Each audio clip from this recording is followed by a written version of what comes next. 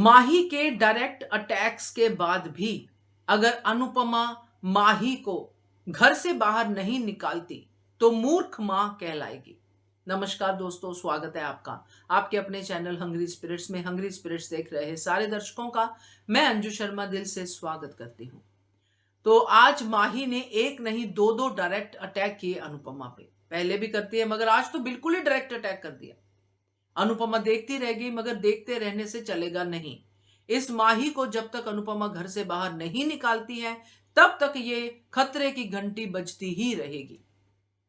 तो बात करते हैं इस वीडियो में इसके बारे में, माही के बारे में और अनुपमा के बारे में। पहले वही निवेदन, जिन्होंने अभी तक चैनल को सब्सक्राइब नहीं किया है कर लीजिए। साथ में दोस्तों बेल आइकॉन दबाइएगा ताकि आपको हमारे वीडियोस के नोटिफिकेशन मिलते रहें।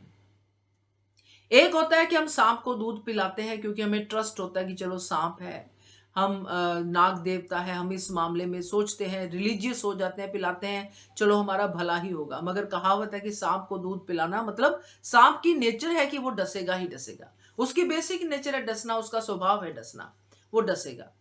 सो ये एक मुहावरा है।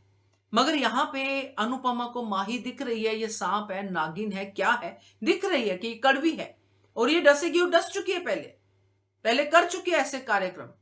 मगर फिर भी अनुपमा माही को कोई ऐसा धमकी भरा या कुछ ऐसे वाला डायलॉग नहीं बोलती है। जैसे पहले बोला था कि तुझे काव्या के पास भेज दूंगी, तो माही कुछ दिन ठीक रही थी, अब नहीं बोलती है। क्यों नहीं बोलती है भाई? आज जब माही ये बात कहती है कि टू वे है, वन वे थोड़ी है, टू वे है, ये डायलॉग का क्या मतलब हुआ? कि मेरी भी एंट्री वहां पे है प्रेम के पास। आप ये मत सोचिए कि शादी कर दी राही की तो प्रेम राही का ही हो गया, मेरी अभी भी गुंजाइश है। क्या ये बात किसी को समझ में नहीं आई? बिल्कुल आई। बोल के वो यहां से वहां चली गई। अब तो कोई काम भी नहीं करती दिखाई देती, पहले तो बड़े काम करती थी सबके लिए। सुबह नाश्ता बनाना, जो अनुपमा ने एक एक करके गिनाए थे, बा की दवाई का ध्यान रखना, बापूजी की दवाई का ध्यान रखना, सब माही करती थी। आजकल तो कुछ भी नहीं कर रही। तो माही कर क्या रही है वहां पे?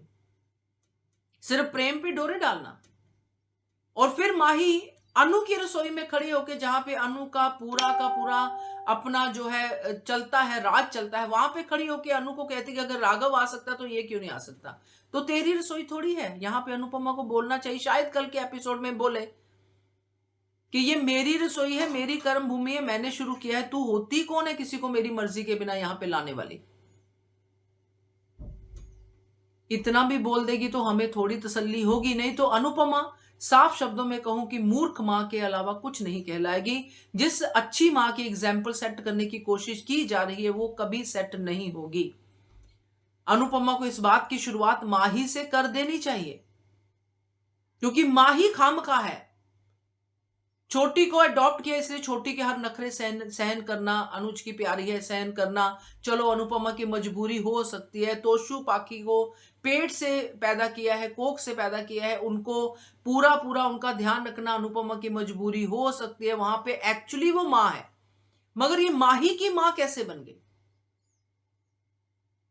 माही तो तोशु के डर से इसके पास आई थी कि मुझे वहां पे नहीं रहना, अनु मां आपके पास रहना, तो बस तब से वो माही की मां बन गई।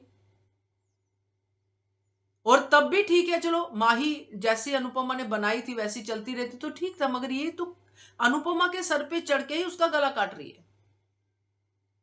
तो क्या ऐसे बच्चों को सबक सिखाना मां का ही फर्ज नहीं है? अगर नहीं है तो फिर मां, तो फिर क्या ही कहूं मैं, मूर्ख ही है और क्या कहूं।